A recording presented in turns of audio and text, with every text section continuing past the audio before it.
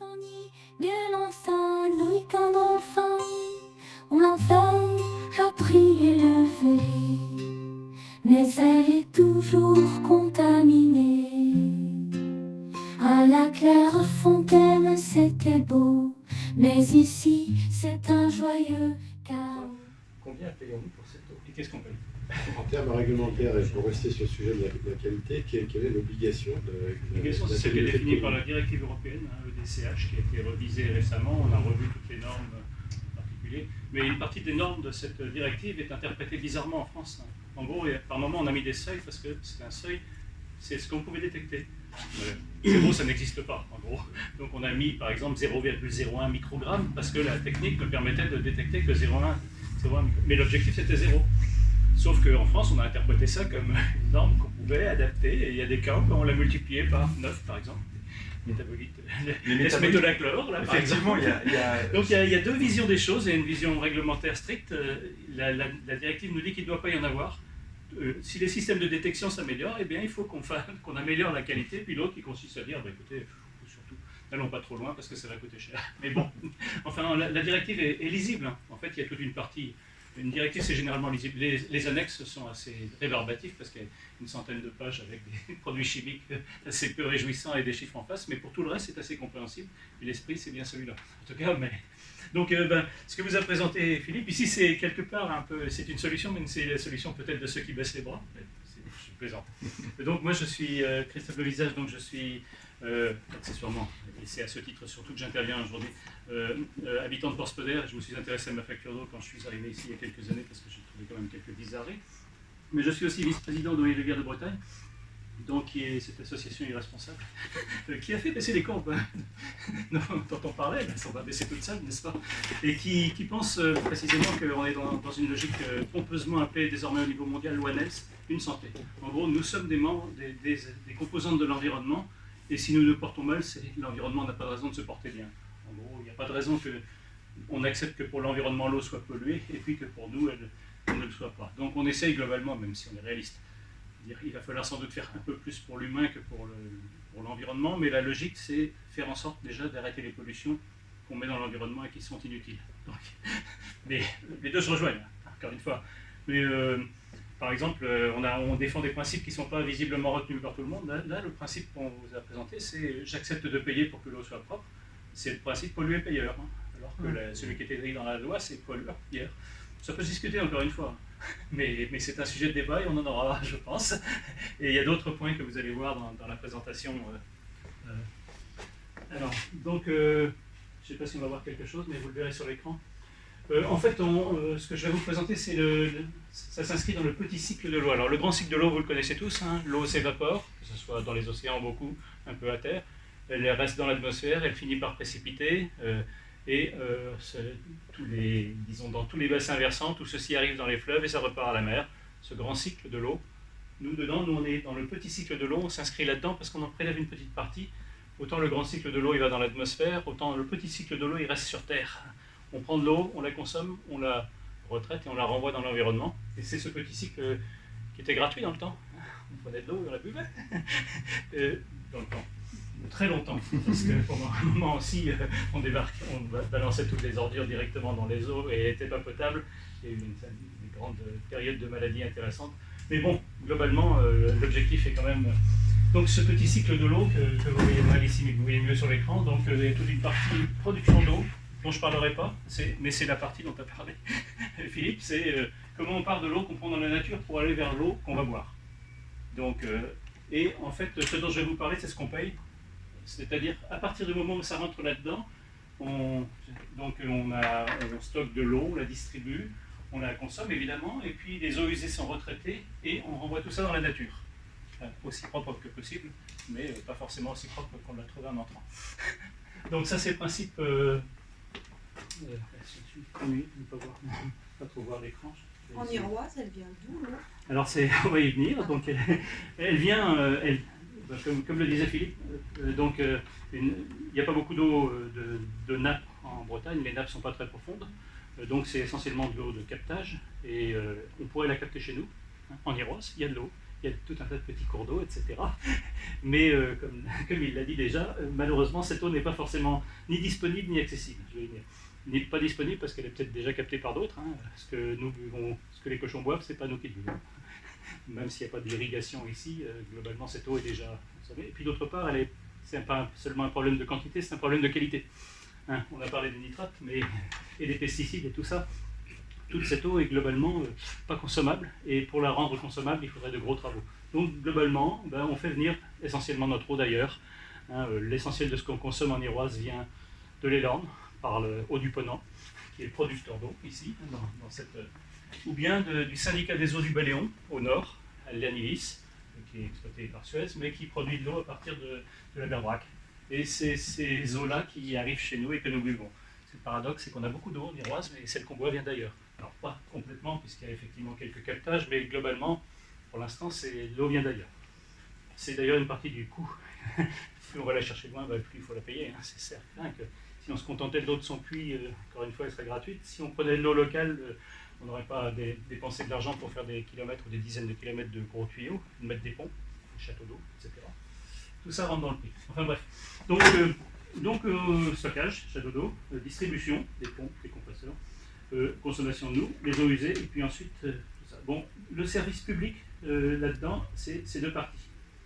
Le service public de l'eau potable, de l'adduction d'eau, ça fait dans le temps, donc de l'eau potable désormais, et le service public de l'assainissement, qui peut être collectif ou non collectif. C'est ces deux parties que je vais vous présenter parce que c'est ça qu'on paye. Hein.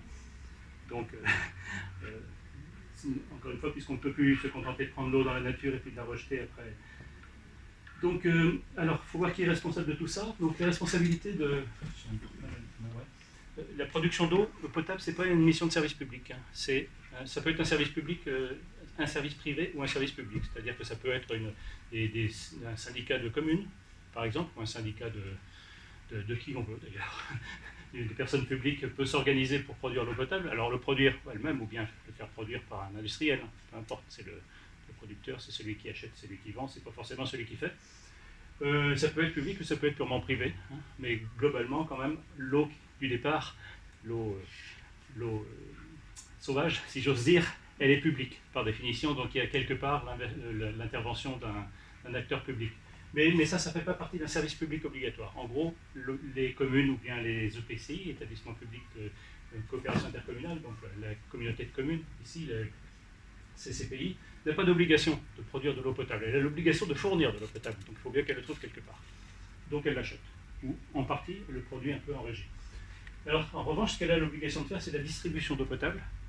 Donc, et puis, ça c'est une compétence obligatoire. Hein. Avant c'était une compétence des communes, désormais c'est devenu, pour les lois NOTRe et autres, c'est devenu une compétence des collectivités, des communautés de communes. On a considéré que les communes étaient souvent trop petites pour faire ce travail correctement et qu'il fallait les regrouper à l'échelle, ça permettait d'avoir des solidarités, d'optimiser, de mutualiser, enfin bref, quelqu'un pensait là-haut que ce n'était pas forcément une mauvaise idée.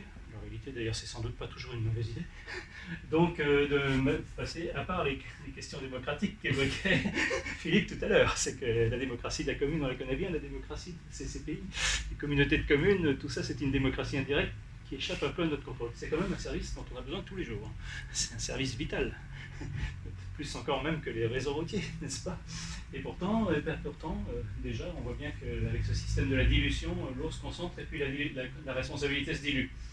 Donc ça peut se faire en régie, hein, donc l'établissement public le fait avec ses propres moyens, il possède ses usines, ses pompes, ses châteaux d'eau, etc.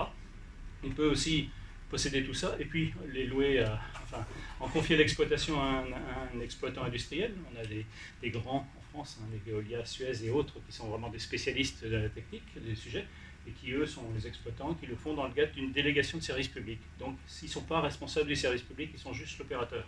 On achète à la CCPI, c'est la CCPI qui facture, mais entre les deux, ça peut être un opérateur privé. Ça reste de l'eau publique, hein, mais le niveau de contrôle est évidemment moins grand lorsqu'on ne maîtrise pas toutes les étapes et qu'on ne sait pas exactement ce qui coûte et où, et forcément, si c'est un système privé, il faut bien qu'il dégage quelques bénéfices. Ce service public, il a une particularité, donc, oui, je vais y venir, non, ce sera pas plus tard, oui. Donc l'assainissement, c'est pareil. Identique, sauf qu'il y a deux types d'assainissement. Il y a l'assainissement collectif, relié à le tout à l'égout. Hein. Donc on est connecté à un réseau de collecte des eaux usées qui arrive dans une station de traitement, STEP, station de traitement des eaux. Ou bien STEU, c'est normalement STU, le vocabulaire désormais officiel, station de traitement des eaux usées, donc station d'épuration en gros. Et puis tout ça, ensuite l'eau est en principe, si vous vous rappelez mon petit schéma, l'eau est suffisamment épurée pour repartir dans la nature. Elle contient normalement plus beaucoup de polluants. En réalité, c'est pas forcément la réalité. Et puis la partie solide, eh bien, il faut s'en débarrasser. Là, c'est un petit problème. Actuellement, ici, elle est incinérée. On l'envoie dans une usine d'incinération où normalement il ne reste plus grand-chose après et où on peut théoriquement récupérer de la chaleur. Donc voilà, sans rentrer dans le détail. L'eau potable et l'assainissement, je disais, donc il y a une obligation de... tout ça, c'est pas fait au hasard, normalement. Je dis normalement parce qu'à la CCPI, les choses ne sont pas toujours faites comme ça devrait être fait. On commence par faire un zonage, c'est-à-dire identifier d'abord où est l'eau, d'où elle va venir, où elle va aller. Théoriquement, ce zonage permet de savoir qui sera raccordé à telle source d'eau potable et qui sera raccordé à telle autre. Ça, c'est pour l'eau potable. Et pour l'assainissement, ça permettra de savoir dans quelle zone on peut se contenter d'assainissement non collectif, les ex-fosses septiques. Donc en gros, vous vous contentez d'avoir un système de traitement local, pas besoin de faire des milliers de kilomètres de tuyaux. Le système de traitement local, assainissement non collectif, ANC, et c'est une option qui fonctionne très bien, mais qui a l'inconvénient en revanche de ne pas générer suffisamment de business. Donc souvent les collectivités et les entreprises de travaux publics qui gravitent autour, n'est-ce pas, ont une fâcheuse tendance à privilégier le service public de l'assainissement collectif, donc à imposer que tout le monde soit raccordé. C'est une obligation ou pas? Non, l'obligation c'est d'avoir de l'assainissement. Et encore une fois, avoir des assainissements privés, on peut avoir des assainissements privés à condition que le zonage d'assainissement est bien déterminé que c'est possible. En particulier la nature du sol, si vous êtes sur de la roche par exemple, c'est pas la peine d'espérer que le sol va finalement recycler toutes ces eaux usées, mais en revanche, la plupart du temps, même ici, dans la plupart des zones, l'assainissement non collectif est tout à fait possible. Il faut juste qu'il soit fait correctement et le service public, SPANC, se limite à cette fois-là à contrôler que le travail est fait correctement. Donc si on est bien dans une zone où c'est autorisé, que le système est correct, conforme, et puis si on n'est pas dans la zone autorisée, qu'on est raccordé effectivement au système d'assainissement collectif. Et du coup, quand on est en assainissement privé, on va payer quand même sur la facture les charges de l'assainissement collectif? Non, on ne paye que les charges, c'est deux services séparés. Donc avec chacun leur équilibre financier, c'est d'ailleurs un petit problème parce que lorsqu'on ne facture pas, si on facture beaucoup le SPANC, les gens se disent mais attendez, c'est moi qui traite, que ça je vais payer. Or si on ne facture pas beaucoup, on n'a pas de quoi contrôler et du coup le système peut se dégrader. Donc c'est un équilibre délicat. Sur le SPAC, le service public de l'assainissement collectif, c'est beaucoup plus facile puisque finalement le client est captif. Il n'a pas le choix, donc il paye la facture. On va y venir. Bon, vous avez vu le principe. Donc, et alors comment se gère ça? Excusez-moi, je suis un petit peu, je comptais sur le... Voilà. Donc les deux services publics, on va les regarder un par un. Le service public de la distribution d'eau potable, c'est un service public qui s'appelait dans le temps induction d'eau, puisque dans les beaux rêves, il suffisait juste de brancher un tuyau sur la source et puis de l'amener jusqu'à là. Il n'y avait pas besoin de traiter. Tout ceci, bon, ça c'était un beau rêve, mais qui remonte quand même à pas mal de décennies, et puis surtout, ça, c'était un rêve, parce que quand même, l'eau soi-disant potable de nos ancêtres leur filait quand même pas mal de maladies. Donc, bon, ce service public qui a caractère industriel et commercial, je ne sais pas si vous êtes familiarisé avec cette notion de SPIC, c'est un système commercial, mais avec un fournisseur obligatoire. Concrètement, il est public. Donc, vous n'avez pas le choix du fournisseur, mais en revanche, le fournisseur, il se paye uniquement sur le service qu'il vous vend. Donc, c'est un service qui doit être normalement équilibré en dépenses et en recettes. Donc, si ça coûte, ça sera sur votre facture, ou sur la facture du voisin. Mais plutôt sur la vôtre, je pense. Donc ça, c'est une notion intéressante. Et ces deux services, assainissement et eau potable, sont deux services séparés, puisque tout le monde n'est pas assujetti au service de l'assainissement collectif. Hein. Donc ce sont deux services séparés. Déjà un facteur de complexité, puisque dans votre facture, il y aura deux lignes, enfin, deux paquets de lignes. Donc, mais bon, on va venir à la facture, on n'en est pas encore là. Qu'est-ce qu'on achète? On achète de l'eau potable. Hein, on n'achète pas simplement de l'eau, on achète le caractère potable. Et l'eau coûte de plus en plus cher parce qu'il y en a de moins en moins, et le potable coûte encore de plus en plus cher parce qu'il y a de moins en moins de potable. On l'achète ici à un service ou à un producteur.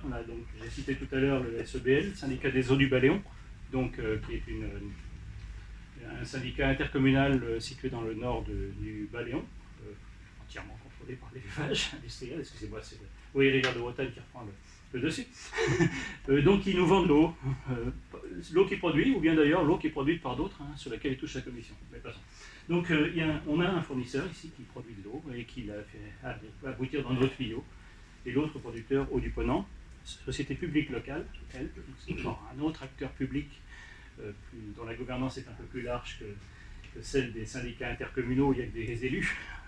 Une société publique locale, ça peut avoir des actionnaires, entre guillemets, ou en tout cas au conseil d'administration des représentants par exemple des usagers, c'est une bonne chose. Donc ça couvre les coûts de distribution, les coûts d'amortissement, d'entretien du réseau, des ponts, etc. Donc on n'achète pas que l'eau, on achète évidemment tout le bazar, c'est ce qui coûte assez cher, surtout dans les investissements, pour développer des kilomètres de tuyaux, fabriquer des usines de production d'eau potable, des pompes de relevage quand il est nécessaire, des châteaux d'eau.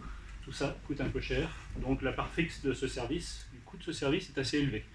Mais en fait, ce qu'on achète, c'est pas ce service, c'est l'eau. Qu'est-ce que je voulais dire? Donc, les coûts de distribution, et puis aussi les coûts de commercialisation. Il y a une facturation, etc. Tout ça, c'est compté là-dedans.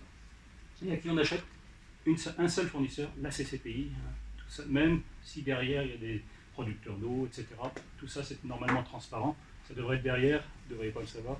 On achète à la CCPI, c'est elle qui décide du tarif, elle se débrouille avec ses fournisseurs pour que le tarif en question couvre le machin, et c'est elle qui est responsable désormais, puisque tous les réseaux des communes qui appartenaient aux communes, lorsque tout ça a été réuni dans une compétence unique, tous les réseaux ont été transférés à la CCPI, la plupart du temps sans les plans d'ailleurs, ils sont en train d'essayer de les reconstituer, passons, cherche les tuyaux. Mais bon, c'est pas de la faute de la CCPI, ça laisse déjà suffisamment de fautes, ne lui en donnons pas d'autres. Donc tout ce travail relève de la CCPI et la facture peut être émise par un prestataire de service, c'est le cas ici, je ne sais pas qui émet votre facture. C'est Eau-du-Ponant.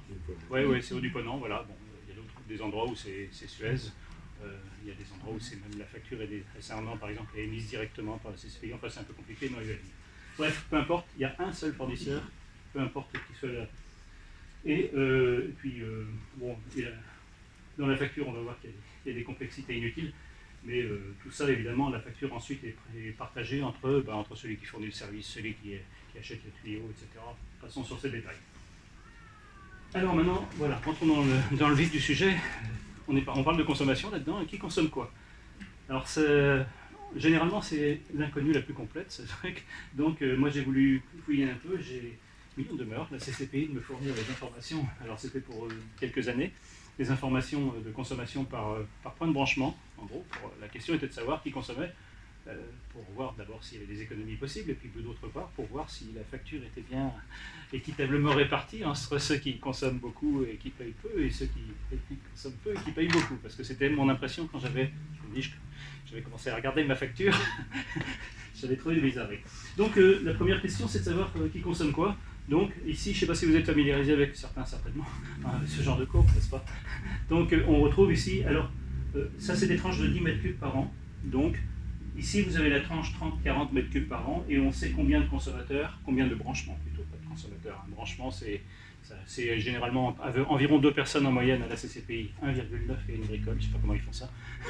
Donc ils considèrent qu'en gros que chaque maison il y a en moyenne 2 personnes. Donc nous avons ici, c'est écrit petit, 2200, c'est en 2019, 2221 abonnements dans lesquels on consommait entre 30 et 40 mètres cubes par an. Alors ce qu'on peut dire de là, c'est facilement, c'est que la médiane est à 55 mètres cubes par an. C'est-à-dire que la moitié des gens consomment, les points de branchement consomment moins de 55 mètres cubes et les autres plus de 55 mètres cubes. Alors c'est déjà très intéressant parce que si vous regardez votre facture, vous apercevrez qu'il y a un endroit où on vous parle de 120 mètres cubes par an. C'est la référence unique parce qu'elle est écrite dans la loi et c'est malheureusement à partir de ça qu'on calcule tous les tarifs pour vous dire que c'est pas trop cher. Comme si chaque point de branchement consommait 120 mètres cubes par an. À la CCPI, et un peu partout d'ailleurs, c'est 55 mètres cubes par an, ce qui correspond tout à fait à l'évaluation que font les gens raisonnables. Une consommation d'eau raisonnable, je ne sais pas si vous savez combien vous consommez, c'est à peu près 30 mètres cubes par an et par personne. Après, ça peut varier, il y a des gens qui ont une piscine, etc. Il y a des gens qui boivent beaucoup, il y a des gens qui ne se lavent pas, enfin, peu importe. La moyenne, c'est 30 mètres cubes par an. On voit que c'est à peu près cohérent avec le 1,9 que j'évoquais. Je retiendrai dans tout le reste 60 mètres cubes par an. Voilà, ce sera la consommation, non pas médiane, mais moyenne. Donc, voilà. Alors, on a une courbe ici qui est une courbe tout à fait classique de ce genre de choses, une courbe en cloche. Et le plus bizarre ici, quand même, c'est que des consommateurs consommant plus de 300 mètres cubes par an, eh ben, il y en a pas mal. Et plus de 1000 mètres cubes par an, il y en a pas mal aussi, etc. Je ne sais pas si je l'ai dit, mais le service public de l'eau potable, puisque eh ben, il est censé servir les usages domestiques. Il n'est pas censé, par exemple, servir une usine. S'il y a une usine ici, elle peut acheter son eau au même fournisseur, mais elle ne l'achète pas à travers le service public. Les tarifications, ce n'est pas le service public, ce n'est pas nous qui supportons leurs charges, ce n'est pas eux qui payent pour nous. Donc, c'est un petit problème, parce que ces consommateurs-là, au-delà de 1000, ce ne sont plus des consommateurs domestiques. Pourtant, ils sont dans le système, et ils consomment de l'eau. Vous voyez. Donc voilà, ici, ces chiffres intéressants. D'abord, il y a quand même 1100 branchements qui consomment zéro. C'est quand même logement vide. Bon, on retrouve ces informations par d'autres biais. Enfin bon, quand même, c'est pas mal intéressant. On voit aussi qu'on n'a pas la marge qu'on s'attendrait à avoir sur les résidences secondaires. Il y a des endroits, vous regardez la consommation du côté de la Baule, où vous avez un énorme pic ici, qui est les résidences secondaires. Il y a beaucoup de gens qui consomment peu. En gros, c'est l'argument qu'on nous donne ici, c'est qu'il y a beaucoup de résidences secondaires. Leur consommation n'est pas très visible dans le... Finalement, une résidence secondaire ou un consommateur unique consommant peu, c'est la même chose. On a des gens qui sont venus dans des présentations précédentes qui avaient des factures, ils consommaient moins de 20 mètres cubes. Une personne seule. Ça peut se faire, il suffit d'être économe. C'est pas que la chasse d'eau soit par exemple connectée sur l'eau de pluie, ce qui est illégal. Vous voyez. En tout cas, sauf si vous payez une facture de 5 euros. Mais ces gens-là, ils consomment ailleurs aussi, parce que là, on ne parle que des résidences secondaires. Donc s'ils ont 20 mètres cubes, oui, mais enfin bon, c'est dans notre service public à nous. Après, effectivement. Mais bon, c'était déjà un point intéressant. Ça ne veut pas dire que les résidences secondaires ne doivent pas payer, mais en tout cas, ce n'est pas eux qui déplacent la consommation majoritairement. Ce n'est pas non plus forcément eux qui font les tuyaux les plus longs, parce que globalement, il y a un assez fort regroupement sur la côte. Voilà. Alors, on arrive dans le compliqué. Vous avez vu, le service, globalement, il est assez facile à comprendre. Il y a de l'eau qui vient de quelques points, tout ça est centralisé, ça va dans des réseaux, c'est distribué. Et puis ça devrait être simple. Non, après c'est compliqué, parce qu'on a pas mal de zones de facturation, alors, qui sont des zones historiques. Je ne vais pas jeter la pierre, je l'ai dit, avant que la CCPI soit tenue par la loi de reprendre la compétence, qu'elle a repris en 2018, l'assainissement, elle avait repris avant. C'était des syndicats intercommunaux qui s'étaient mis en place, 2 ou 3 communes qui se regroupaient déjà pour mutualiser les charges. Alors, par exemple, vous aviez Molène, Molène, j'ai pas le choix, c'est clair. Kerbeauvent, donc la zone dont vous dépendez ici à Plougonvelin, qui regroupait 7 ou 8 communes qui s'étaient mises ensemble pour partager les frais, faire des usines de production communes, et puis mettre des tarifications communes. Alors tout ça, l'idée, c'est évidemment, c'est ce que dit la loi, c'est qu'à terme, tout ça soit fusionné dans une seule facturation, la fameuse convergence. La loi, malheureusement, enfin la loi a été pleine de bon sens, puisqu'elle n'a pas voulu donner de délai en disant faites ça au mieux, quoi. Après, il y a des interprétations différentes. À la CCPA, nos voisins, où la situation est tout à fait comparable à celle d'ici, ils ont considéré qu'un délai raisonnable c'était 6 ans. La CCPI, c'est 25 ans. Donc, sachant que nous allons voir que c'est pas du tout anodin, les différences de facturation. Alors historiquement, elles étaient compréhensibles parce que chacun avait fait ça dans son coin. Il y avait des gens qui avaient fait des réseaux il y a très longtemps et qui commençaient à devoir les entretenir, et puis d'autres qui avaient fait des réseaux très récemment et il n'y avait pas encore le coût de l'entretien. Et au lieu de provisionner les sommes, évidemment, on les dépensait pour étendre le réseau. Donc on a toujours, c'est ça qui est intéressant, on a 8 zones, je crois, d'eau potable et 11 zones d'assainissement, puisque c'était pareil pour l'assainissement, on avait aussi des syndicats intercommunaux. Alors c'est pas les mêmes, évidemment, c'était pas les mêmes découpages, parce que ça a pu être fait à un autre moment, au moment où les maires ne s'entendaient pas, ou bien pour de vraies raisons techniques.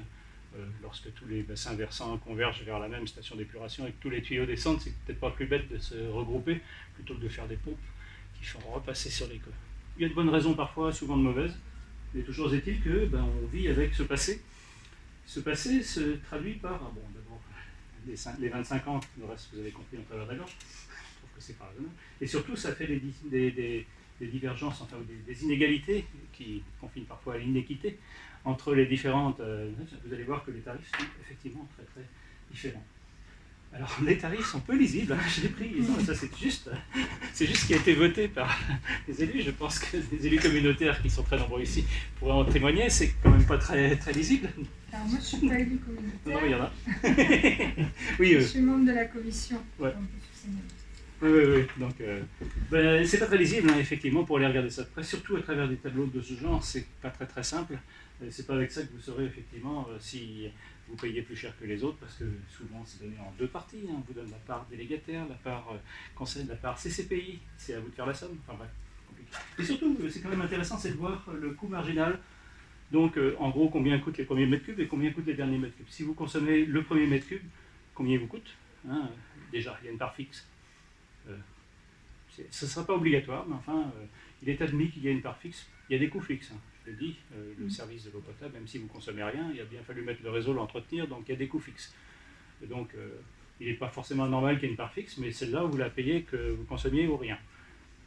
Et puis après le premier mètre cube, c'est intéressant de voir combien il coûte, et puis voir combien coûtent les mètres cubes suivants, en particulier les mètres cubes des gros consommateurs, là, par exemple la petite courbe que je vous ai montrée.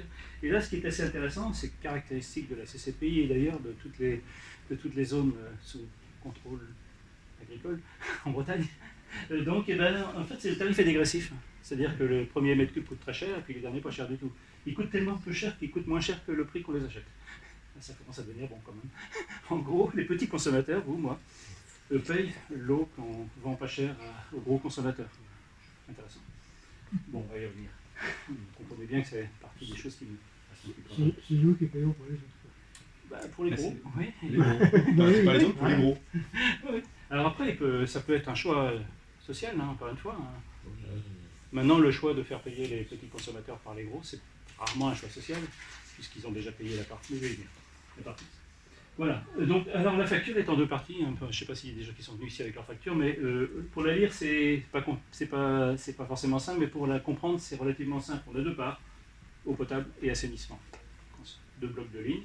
Dans chaque affaire, on a la part fixe et une part variable. La part fixe, vous la devez que vous consommiez ou non, et la part variable dépend du nombre de mètres cubes, pas linéairement, encore une fois. Donc, ce serait trop simple. Après, il y a des redevances qui sont liées à l'agence de l'eau. Sans rentrer dans le détail, ce cycle de l'eau est en principe géré ou administré. Il y a un système de gouvernance à l'échelle de bassins hydrographiques. C'est la France qui a créé ça, ça a été repris par l'Union européenne, donc c'est pas idiot. Hein. Et puis, donc ce système de bassins hydrographiques est désormais dans la directive européenne dite DCE, directive 4 sur l'eau. Et en France, nous appartenons au bassin Loire-Bretagne, donc qui va jusqu'à Orléans. Oui, et donc c'est la Bretagne évidemment péninsulaire, et la péninsule de la péninsule ne sont pas forcément traitées avec l'intérêt qu'elles mériteraient, mais enfin globalement il y a un système dans lequel on discute à ce niveau de tous les enjeux de l'eau, sa qualité, sa quantité, sa distribution, les coûts de chacun. Et puis finalement, pour payer tout ce système et les agences de l'eau qui cofinancent en particulier des projets qui font un travail de solidarité, plus un travail technique. Le travail technique, c'est élaborer des cartes comme celles que nous montre Philippe. Et puis la solidarité, c'est faire en sorte qu'il y ait des territoires un peu déficitaires qui puissent être aidés par les autres sans que ça se voit trop. L'agence de l'eau est une grande agence qui collecte des redevances. D'ailleurs, l'État s'en est aperçu puisqu'il est en train de mettre la main dessus. Donc cette redevance, il s'appelle le prélèvement pour pollution. Alors ce qui est paradoxal, c'est que c'est vous la payez, vous, mais pas les agriculteurs. C'est certain. Regarde, et puis après, il y a une TVA. Vous voyez ici, elle est à 5% pour l'eau et elle est 10% pour l'assainissement. Que quelqu'un m'explique. Mais il y aura une raison, mais je ne la connais pas. Bon, on a la même chose pour l'assainissement, avec des taux différents pour les redevances de l'agence de l'eau, qui considère qu'il y a plus à dépenser quand même pour avoir de l'eau propre qu'à essayer de la rendre propre quand on considère plutôt que ça c'est du rôle de l'usager, alors que ça c'est le rôle de tout le monde. Donc pour ça tout le monde ne paye pas. Et puis finalement, vous avez une facture eau plus assainissement qui donne un total TTC. C'est facile à comprendre comme ça, c'est souvent difficile à décoder sur la facture. Non, je ne sais pas si on a une sous la main là. Mais on a bien J'avais ces deux une blocs. question, est-ce que, quelle que soit la zone, sur la communauté de communes du Pays d'Herroise, est-ce que les habitants payent Les le 0,3. même montant, Ouais, les abonnés, le même montant de redevance Agence de l'eau, oui. agence de l'eau Normalement, oui. pour la. Ouais. D'accord, pour la distribution Alors, ça de pourrait l'eau être ou le traitement. Ouais, ça pourrait être différent. Il pourrait y avoir il y a des intercommunalités qui sont divisées en zones sous tension, Oui, où on paye plus, et puis d'autres en zones qui ne sont pas sous tension, mais je crois que pour la CCPI, c'est le même taux partout. 0,3. d'accord. C'est Parce du- que moi j'avais déjà 0,4 l'année dernière. Non, c'est. Alors après, ça doit être. Après, il y a des cotisations à d'autres syndicats. Alors, D'accord. le détail. Mais ça Très ne bien. devrait pas s'appeler l'agence de l'eau à ce moment-là. Donc tout le monde paierait sur les 19 Oui, communes enfin, du Pays en d'Iroise. tout cas, les mêmes, c'est fixé par l'agence de l'eau et c'est pas une décision qui est prise par la CCPI. Hein, et ça revient normalement de disponibilité de l'eau. C'est le même pourcentage, mais sur un prix de base qui est différent selon la zone géographique. Après, c'est. C'est Non, en c'est pas le fonction même de la pourcentage. quantité. C'est pas le même En fonction de la pourcentage. quantité. Ouais. C'est au mètre cube. Oui, c'est au mètre cube. Mais bon, c'est une bonne question. Bon, cette Oui. partie-là, on Oui. ne peut pas la décider, mais effectivement, c'est intéressant de la connaître. Comment on fait. Alors, au total, combien nous coûte l'eau, hein. Donc, on peut s'amuser à faire le. Je me suis amusé parce que c'est ce qu'on pourrait proposer aux élus pour qu'ils puissent juger. Donc, là, par exemple, vous comparez la consommation annuelle 30 mètres cubes, 60 mètres cubes, 300 mètres cubes, 4000 mètres cubes et 10 000 mètres cubes. Ne rigolez pas, il y a des consommateurs soi-disant domestiques qui consomment 10 000 mètres cubes par an. Donc, ce qui est intéressant, c'est de voir évidemment combien tout ça coûte. Alors, en rouge, c'est ceux qui payent le plus cher. Vous voyez qu'il y a quand même des différences. Il y a des gens qui ne payent pas très cher, hein, à côté de l'Ampoule, de des eaux.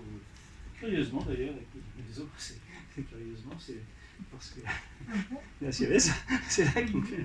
Et puis en revanche, quand c'est pas un DSP, donc par exemple, Clermont-Vent, vous voyez bien que vous êtes dans le rouge pour les petits consommateurs, mais ça va beaucoup mieux pour les gros, hein, vers la fin. Bien sûr. Ça peut pas être l'inverse. Ah, ça pourrait, mais bon. Et on peut calculer combien ça coûte. Alors ça doit être hors taxe. Hein, par exemple, pour 60 mètres cubes, hors taxe, ça vous fait un prix au mètre cube de 3,62 € le mètre cube. Si vous aviez consommé 10 000 mètres cubes, ça vous coûterait 0,92 pour le mètre cube. Donc, quand même 4 fois plus. Uniquement pour la partie eau. Partie eau Il et convient de hors taxe. rajouter, Et hors taxe. Voilà. Il faut rajouter l'assainissement. Voilà, il faut rajouter l'assainissement. Alors, l'assainissement, a priori, les gros consommateurs en question ne payent pas parce qu'ils rejettent dans les épandages, ça c'est gratuit. Le monde est ainsi fait. Et puis, donc, pour l'assainissement, effectivement, on peut voir. J'ai fait le calcul pour. J'ai fait le calcul, donc, concrètement, pour 2 personnes consommant à peu près 60 mètres cubes par an, vous avez vu d'où vient ce chiffre, hein, il n'est pas aberrant. Hein, si vous regardez vos factures, vous devriez trouver quelque chose d'autre, à moins que vous ayez une piscine. Non. Ça ferait pas. Il n'y a pas beaucoup. Et ben, ça fait quand même 8,57 € le mètre cube. Bon, vous allez me dire que c'est pas cher. C'est pas cher, mais ça pourrait être bien moins. Donc, et puis après, il faut voir comment ça va partir surtout. C'est la question, effectivement, tout ceci sert à couvrir et très largement les coûts des services, ça c'est un autre problème. Mais en plus, la distribution des tarifs, on voit bien que ceux qui vont payer le moins cher, c'est ceux qui sont les plus nombreux, c'est ceux qui se consomment le plus cher. Et là, je n'ai pas regardé tout à fait dans le détail comment ça fonctionne, parce que ici, j'ai fait le calcul en comptant la part fixe et la part variable. Alors, cette part fixe intervient beaucoup dans ce coût relativement faible, parce que quand vous achetez 10 000 mètres cubes d'un coup, vous ne payez qu'une seule fois la part fixe. Si vous achetez 2000 fois 50 mètres cubes, vous pouvez la payer 2000 fois. Donc, cette part fixe, elle pèse fortement sur les petits consommateurs. Non seulement le tarif est plus élevé, mais en plus, voilà, j'ai bien. Part fixe ou part variable. Donc, la part fixe, hein, vous la payez, encore une fois, que vous consommiez ou rien. Alors, elle s'appelle improprement abonnement. Hein. C'est une vieille habitude. Non, vous abonnez chez EDF parce que vous pouvez choisir un autre fournisseur, mais là, vous ne pouvez pas choisir le fournisseur. Ça s'appelle une part fixe. Vous la payez si vous êtes branché. Même si. Donc, j'insiste.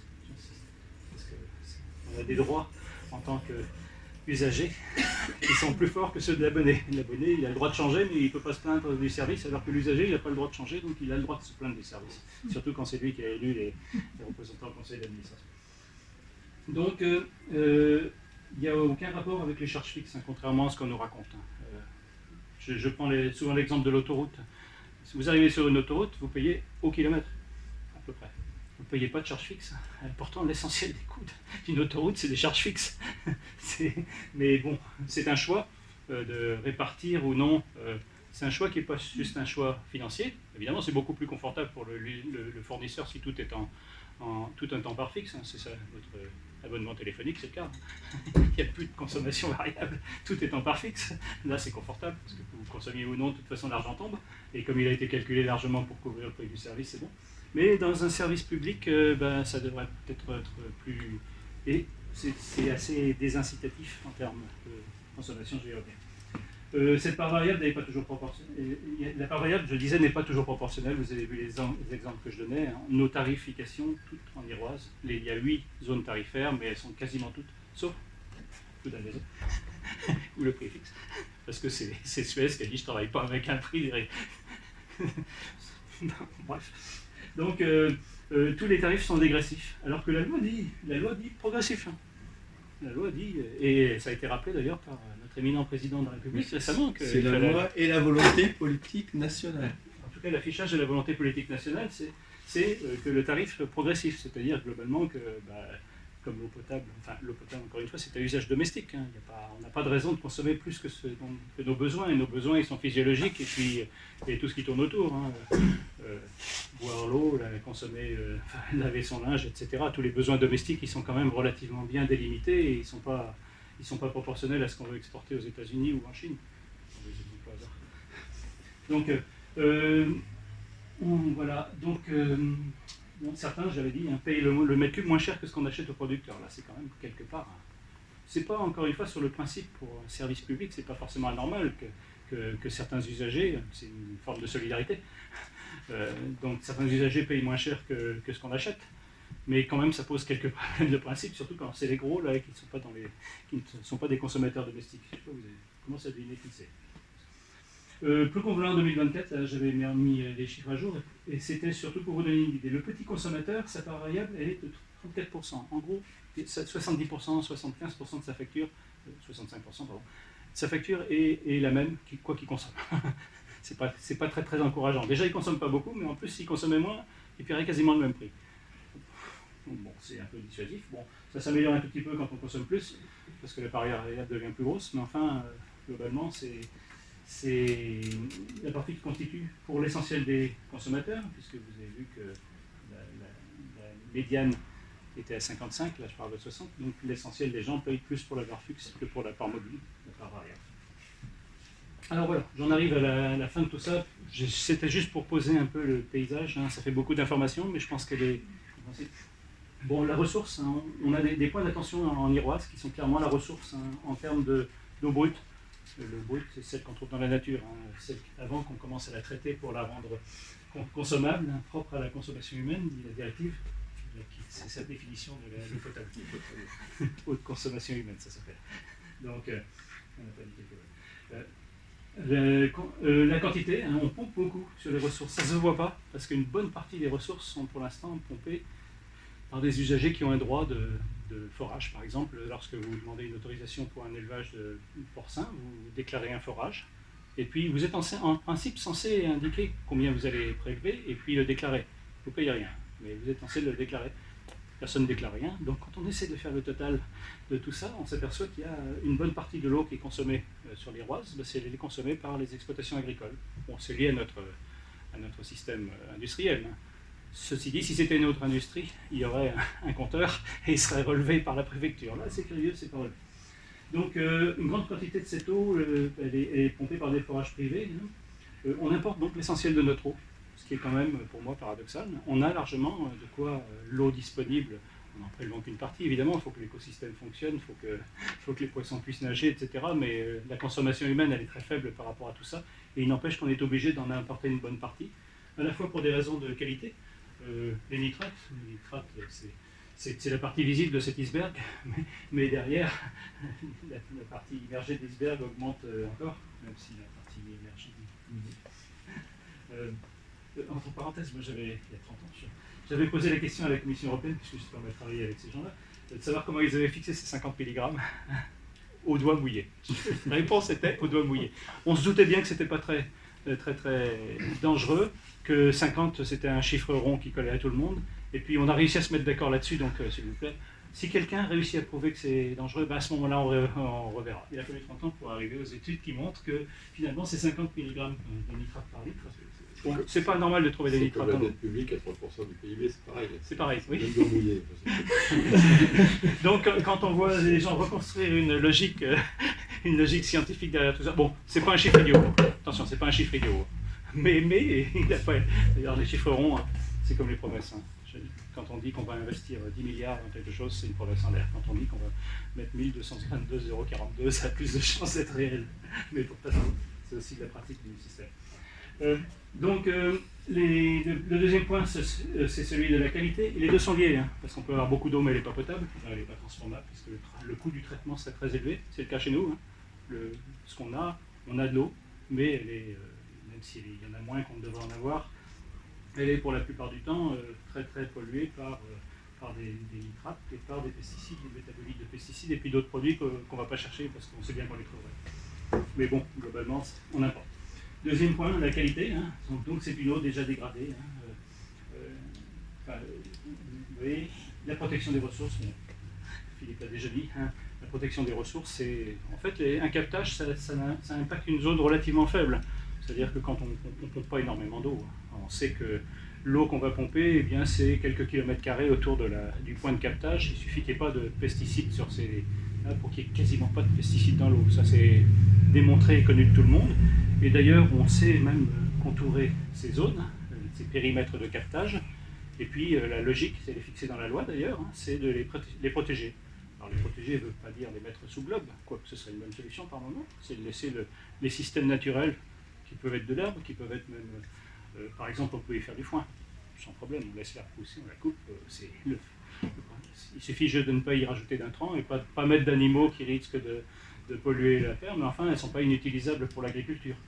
Donc, il y a pas mal d'endroits où, par exemple, Rennes, Hauts-de-Rennes, l'opérateur public achète des terres, carrément, et les loue aux agriculteurs avec des contrats environnementaux, du style, vous pouvez faire du foin, mais je vous la loue pas cher, mais à condition qu'il n'y ait pas de pollution dessus. Donc ça, c'est une technique qui est tout à fait possible. Hein. La loi permet d'exproprier pour ça, ou bien d'imposer des... Ici, on a du mal, hein, semble-t-il. Il faut que le propriétaire de la terre soit d'accord, surtout, et qu'il soit suffisamment indemnisé. Et même comme ça prend 30 ans. Le captage du Traon, par exemple, il est déclaré prioritaire depuis 30 ans. Et on en est toujours, peut-être cette année, peut-être l'année prochaine, à définir le périmètre de captage et à y mettre des mesures effectives de limitation des pollutions. C'est une parenthèse, mais importante. Il y a la question des coûts. Hein. Alors les coûts, il y a des pertes. On n'est pas dans les pires. Hein. Les pertes, c'est des endroits où les réseaux fuient. C'est pas possible. Hein. Vous mettez 10 mètres cubes d'un côté, il en arrive 5 mètres cubes dans les robinets. Ici, on n'est pas dans les pires. Hein. Alors les réseaux ne sont pas tous les mêmes. Hein. Vous avez vu qu'il y a des zones tarifaires qui correspondent à des réseaux plus ou moins anciens. Il y en a qui fuient pas mal, mais même comme ça, on est plutôt dans la moyenne qui est autour de 80-85% de rendement, comme ils disent, c'est-à-dire qu'il y a 15 ou 20% de l'eau, on ne sait pas où elle va. Alors, par moment, c'est pas le cas chez nous, je crois. Par moment, il y a des gens qui font un branchement clandestin. Et puis, par moment, tout bêtement, les tuyaux sont devenus poreux, ou bien les jointures sont devenues poreuses, et puis quand vous mettez de l'eau là-dedans, elle disparaît. Il y en a une partie aussi qui sert à nettoyer les tuyaux de temps en temps, enfin, passons. Mais les pertes, ça existe, mais globalement, 15 ou 20%, c'est pas sur la part variable, ce n'est pas forcément énorme. Après, il y a les interconnexions qui nous coûtent cher. Hein. Aller faire venir de gros tuyaux de la part de l'Anilis, par exemple, pour venir jusqu'ici, c'est des grandes tranchées, des tuyaux assez gros, des pompes, etc. Tout ça se rajoute évidemment de la facture. C'est comme ceux qui a le vent de Brest, là. Oui, oui, c'est la même. Pour une partie, c'est la même. Il y a des extensions de réseau aussi, parce que dans tout ça, on paye des investissements. Alors dans tous ces coûts, il y a ce qui peut faire qu'à un moment donné, le coût de l'eau, ou le prix de l'eau, enfin, le coût du service peut être élevé. C'est que normalement, quand on construit un réseau, on considère qu'il est fait pour durer 50-60 ans. Donc, qu'est-ce que vous faites généralement quand vous avez un truc de ce genre? Vous provisionnez 2% par an, en gros, de manière à pouvoir faire les travaux au fur et à mesure que les problèmes se posent. Une autre solution, c'est celle qui est généralement adoptée, malheureusement, ça consiste à ne rien faire et attendre que la panne arrive et à ce moment-là, faire payer à celui qui se trouve là à ce moment-là. C'est nous. Actuellement, on est dedans, là. Il y a un moment, pas mal de tuyaux qui commencent à fuir, ou dont on s'aperçoit qu'ils fuient. Alors je parle de l'eau ici, mais je pourrais dire l'assainissement. L'assainissement, c'est soit le tuyau fuit dans les deux sens, c'est-à-dire que l'eau usée s'en va par les trous, et puis l'eau propre remonte, celle des nappes, et charge tellement les stations d'épuration qu'elles ne marchent plus.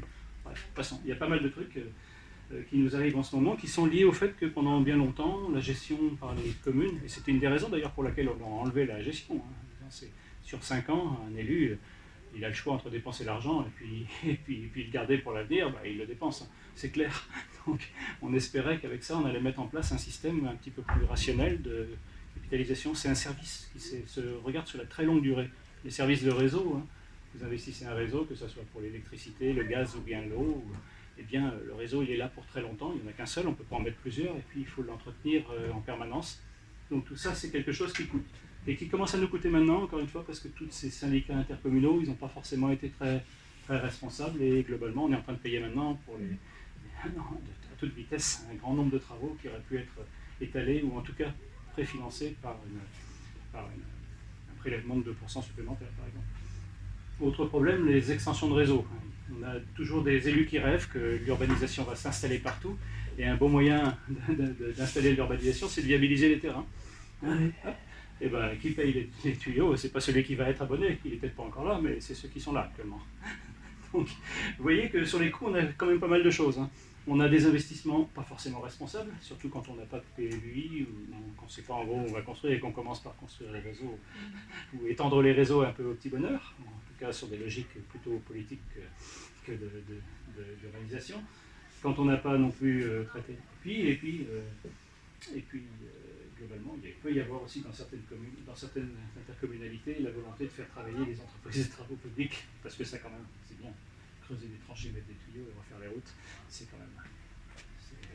Bon, passons. Donc on a des coûts qui sont actuellement élevés, hein, et qui mériteraient, alors peut-être qu'on ne peut pas les réduire tous, hein. Il y a une partie qu'on peut peut-être réduire, hein, celle qui correspond au pari sur l'avenir que sont les urbanisations futures, hein, avec tirer des longs tuyaux pour des futurs lotissements qui n'existeront peut-être jamais dans des zones inondables. C'est pas forcément rationnel, ça existe, hein, ça existe. Et puis il va falloir revenir évidemment sur mettre en place quelque chose d'un peu rationnel sur l'entretien qui ne s'est pas fait et qui va nous coûter 2 fois plus cher. Parce que, regardez, on paye les 2% que les autres n'ont pas payé, mais on va payer aussi les 2% d'avance. Enfin, 2% c'est le 2% du coût du réseau. On va les payer d'avance. Donc on est dans une phase un petit peu compliquée ici, à CCPI, c'est lié à l'histoire, c'est lié à la géographie, mais c'est aussi lié à la politique. Conclusion et débat. J'ai été un peu long. Je sais pas. Bon, l'eau c'est un enjeu majeur. C'est la vie. Hein. C'est pas un service public ordinaire. Hein. Les autres on peut s'en passer. L'eau c'est compliqué. Donc il échappe encore vraiment trop souvent à la démocratie. Hein. Vous avez été déjà consulté objectivement dans un programme électoral. Est-ce que quelqu'un a vu quelque chose sur l'eau? Et puis sur la tarification, sur ces aspects que j'évoquais. Donc il y a la question de l'appropriation, du gaspillage, de la pollution, il n'y a pas d'usager au conseil d'exploitation, ça c'est une spécificité quand même. Donc, dans les services publics, dans les SPIC, services publics à caractère industriel et commercial, la logique consiste, il y a des clients, encore une fois, même si c'est des clients forcés, faire en sorte que dans le conseil d'exploitation, qui n'est pas le comité, le conseil d'administration, pardon, mais qui est quand même l'endroit où on discute des choses qui fâchent, eh bien, la logique serait d'y mettre des consommateurs. Eh bien non, pas ici. Donc, au conseil d'exploitation du port, vous avez des usagers du port, mais pas au conseil d'exploitation et l'assainissement. Donc, la représentation inadaptée, la commission consultative des services publics de l'eau. Alors, il y a une instance à laquelle la CCPI n'était pas astreinte jusqu'à ces derniers temps, puisque c'est simplement au-delà de 50 000 habitants que ça devient obligatoire. C'est ce truc pompeusement nommé Commission consultative des services publics locaux, c'est CSPL, donc qui est en principe une instance où justement les élus et puis les citoyens peuvent discuter ensemble de sujets liés aux services publics. Rassurez-vous, hein, les associations qui s'occupent d'eau n'ont pas été invitées à participer, vous avez peut-être trop d'avis sur la question. Enfin bref, on a un petit problème de démocratie. On a une tarification inéquitable, hein, vous l'avez, je n'ai pas dit inégale, hein, inégale ne me paraît pas anormal, mais inéquitable parce que clairement le poids qui pèse sur les petits consommateurs, qui sont souvent des personnes âgées seules. Je ne fais pas de misérabilisme, mais ceux qui consomment peu, c'est les personnes seules, âgées, qui n'ont pas de machine à laver ou pas de piscine, et qui généralement ont des consommations de 10 ou 15 euros. Ça leur absorbe quand même une partie déraisonnable de leurs revenus. On n'a pas, par exemple, à Rennes, les 10 premiers mètres cubes sont gratuits. La part fixe est gratuite aussi d'ailleurs pour les petits consommateurs. Donc la part fixe commence à partir d'une certaine consommation. Donc on a des possibilités. C'est sûr que c'est plus difficile sur 50 000 habitants que sur 300 ou 400 000, mais il y a aussi la question de volonté. Donc on a quand même cette question de charge, la question de la convergence. Je ne suis pas rentré dans le détail, mais la divergence entre les tarifs, il y a des gens qui payent 2 fois plus cher que d'autres. Entre 2 zones tarifaires, les combinaisons de zones eau, assainissement. Ici, vous n'êtes pas dans les plus chers, mais nous, à Porce Modèle, c'est pas mal non plus. C'est pas mal non plus. Dans la fourchette Oui. haute. Il y a des endroits où il vaut mieux. On n'est pas gagnant. C'est sûr que du côté de Milizac, c'est moins cher. Non, on fait un rattrapage de l'historique, tout simplement. Oui, ben alors l'historique c'est bien, mais enfin, Voilà. Normalement, on mutualise quelque part. Donc c'est une mutualisation à géométrie variable. On a estimé que les gens qui étaient sur la côte étaient des riches qui pouvaient payer. Je ne plaisante pas, c'est le raisonnement. Pourquoi pas? Mais qu'on le dise. Et puis qu'on le démontre, parce qu'encore une fois, les résidences secondaires, moi je ne les ai pas vues dans les chercheurs. Il n'y a pas de report de la dette vers les usagers, alors ça c'est quand même... On fait actuellement de gros investissements qu'on paye comptant quasiment. Enfin, ça a commencé à s'améliorer. On fait maintenant des dettes on fait des dettes de on fait des dettes de plus long terme, mais enfin on voit bien que quand on construit un réseau c'est pour 50 ans, donc déjà faire payer à celui qui est là les 50 ans futurs et non pas aux usagers futurs, c'est quand même un petit peu délicat. C'est pas une notion compliquée quand même, ça doit pouvoir entrer en ligne de compte dans les décisions des élus. Et ben, pour l'instant on est quand même dans une logique ça rentre pas trop en ligne de compte. Il n'y a pas d'incitation à l'économie, donc comme je le disais, on paye presque la même chose si on consomme peu, 2 fois moins, si on est tout petit consommateur. Donc ça c'est quand même un peu dommage. Sauf en période de sécheresse. Comment? Sauf en période de sécheresse. On paye moins? Non, en Iroise, non, il n'y a pas de sécheresse. Non, en Iroise, il n'y a pas de sécheresse, et puis il n'y a pas de tarification différenciée. On pourrait. Il n'y a pas d'incitation à l'utilisation de ressources alternatives. Une partie de la consommation, alors pas forcément autant qu'on pourrait, mais sur les 60 mètres cubes dont je parlais, c'est bien 15-20 mètres cubes qui servent à la chasse d'eau, tout bêtement. Donc ça se remplace par de l'eau de pluie sans aucun problème. Sauf que et techniquement c'est intéressant et ça pourrait être intéressant en tout cas si la part fixe était moins importante. Mais c'est pas intéressant en Iroise parce que vous avez le droit de le faire si vous le déclarez et si vous payez un forfait de 85 €, 85 mètres cubes d'assainissement. Bon, rassurez-vous, vous n'êtes pas obligé de la déclarer. Ben, pour avoir le droit d'utiliser de l'eau de pluie, comme vous allez utiliser de l'eau de pluie et qui va repartir dans le réseau d'assainissement, ben, il y a une certaine logique. C'est ce que je fais, on va rien dire. Oui, mais parce que tu ne l'as pas déclaré. Pour le contrôle. Ah, mais tu sais, ils sont Il y a pas. une décision de recrutement de 6 postes pour le contrôle. Je dis que ma facture d'eau. Les SPANC, non mais ça c'est pas le SPANC, Ouais, ça c'est... mais Non, c'est pas le SPANC, c'est l'utilisation de l'eau de pluie. il y aura plus de contrôle quand même. Ben, ça je sais pas comment ils peuvent le contrôler. Mais pourquoi on paye plus d'assainissement? Parce que justement on envoie moins d'eau. Ben non, on prend moins d'eau potable, mais on envoie toujours cette eau dans l'assainissement. Ceci dit, on envoie exactement la même quantité d'eau. C'est pas l'eau qu'on traite, hein. C'est les matières fécales, si j'ose dire, qui elles dépendent du nombre d'habitants et non pas du nombre de mètres cubes qu'on met en place. Il y a des pays où la taxation ne se fait sur le nombre d'habitants dans l'assainissement et non pas au nombre de mètres cubes qu'on consomme. On a tout un tas de possibilités, encore une fois, qui sont ouvertes. Encore une fois, elles ne sont pas toutes bonnes, et toutes les idées ne sont pas bonnes, mais pas d'idée du tout, c'est mauvais. Et là, on n'a pas d'idée. Donc cet exemple-là, il est quand même frappant. Il faut lire le règlement de l'eau potable, et vous découvrez que vous avez le droit d'utiliser l'eau de pluie à condition de payer un forfait de 85 €, qui est beaucoup. Puisque tout le monde consomme, ou presque tout le monde consomme moins que 85 mètres cubes, et que les 85 mètres cubes en question, vous remplacez qu'une petite partie. Polluer payeur, bon, ça c'est un... On est en train de mettre en place, et c'est rentré dans la tête des gens, que bah oui, il faut quand même payer pour que les gens polluent moins. Je suis désolé, mais c'est pas le principe sur lequel est fondé notre système. Si on veut éviter la dégradation de l'environnement, il faut faire payer à ceux qui polluent. Après, on peut avoir des mesures de solidarité, mais c'est un autre ordre. Encore une fois, on est en train de confondre souvent en France, c'est un côté philosophique. On parle de de précarité énergétique. On pourra parler de précarité d'eau, mais c'est deux choses. En Allemagne, la précarité énergétique, ça n'existe pas. Les Allemands disent qu'il y a la précarité. Et là, c'est la société qui indemnise, c'est pas les abonnés. Donc il n'y a pas de raison que ce soit les abonnés à l'eau potable qui subventionnent les petits consommateurs pauvres. C'est la société. Donc, et ça, on a le droit de le faire. Mais ici, il y a la CCPI, je ne sais pas, vous m'avez suivi jusque-là. Donc on a des possibilités de jouer sur l'équité, non pas simplement dans la tarification de l'eau potable, mais dans la manière dont on voit la solidarité, pas simplement par les services publics payants, mais aussi par les impôts. L'impôt, c'est une partie de la distribution qui doit servir à la solidarité normalement. L'eau potable, elle n'est pas là pour ça. Donc, pour en savoir plus, pas beaucoup plus quand même. Vous pouvez lire le RPQS, c'est leur rapport sur le prix et la qualité du service. Donc, c'est quelque chose qui est obligatoirement transmis, fait tous les ans pour tous les services publics, en particulier les SMIC. Et donc là, vous devez normalement vous trouverez malheureusement rien de tout ce que je vous ai présenté.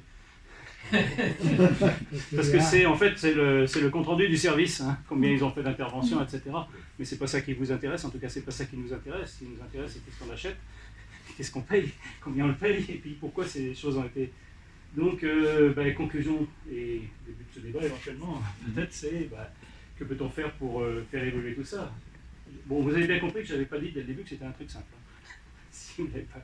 Mais le simple fait que ce soit compliqué n'empêche pas qu'on y mette de la démocratie et qu'on pose des bonnes questions qui sont en complément de celles que tu avais posées sur l'eau. La question.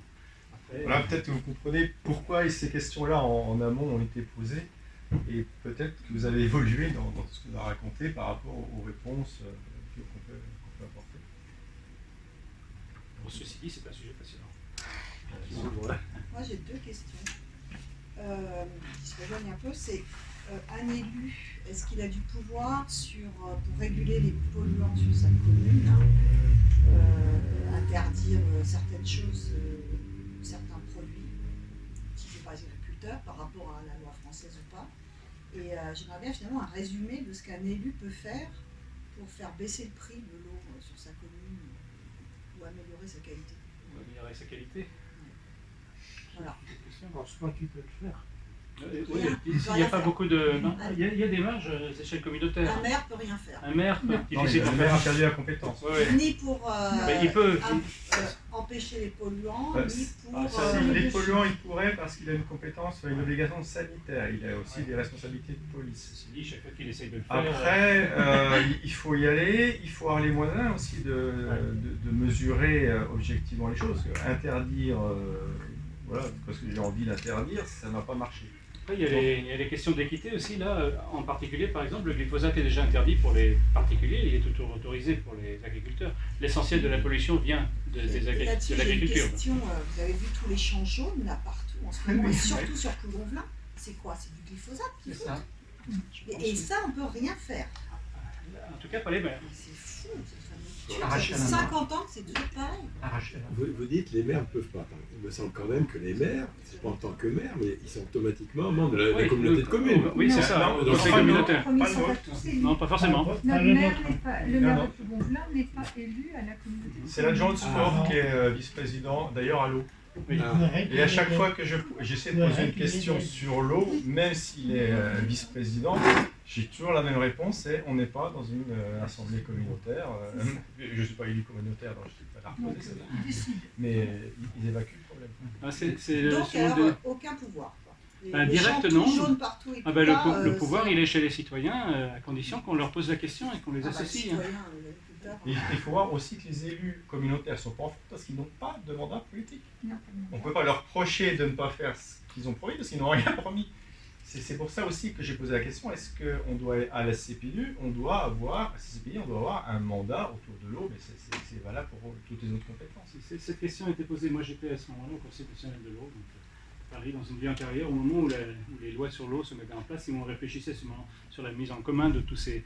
Et l'argument c'était, mais c'est pas un sujet politique, l'eau c'est quelque chose qu'on doit gérer en bon père de famille. C'est ce qui avait été dit à l'époque. En gros, la gestion de l'eau, elle n'est pas de droite, elle n'est pas de gauche. C'était ça la position. Donc c'est une position certes de bon sens, mais totalement déraisonnable. Finalement, du coup, ça n'a posé aucun problème de mettre ça à un échelon qui est l'échelon le moins démocratique de notre système, puisque c'est de l'élection indirecte.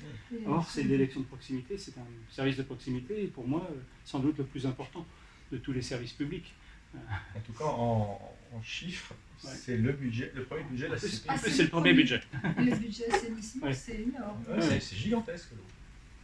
Et on pourrait rentrer dans le détail, en particulier voir, je vous ai dit que ça devait être équilibré en recettes et en dépenses. Actuellement, le coût du service de l'assainissement, c'est la moitié des recettes. Donc, on paye 2 fois trop cher pour le coût du service. Alors, on paye effectivement des investissements lourds, très lourds, 10 millions par an, c'est invraisemblable, mais sans qu'il y ait eu vraiment de discussion démocratique sur le sujet, puisque les conseillers communautaires, lorsque le dossier leur arrive, d'abord, ils votent quand même à 99%, 98%. Je ne sais pas combien compte là, mais non, je plaisante. Loïc. Non, mais beaucoup, sans trop lire les dossiers, et en tout cas sans avoir le temps de lire les dossiers, ils ont une excuse. Encore une fois, c'est complexe et on ne leur présente pas de façon lisible. Vous avez vu les tarifs, c'est ça qui est voté.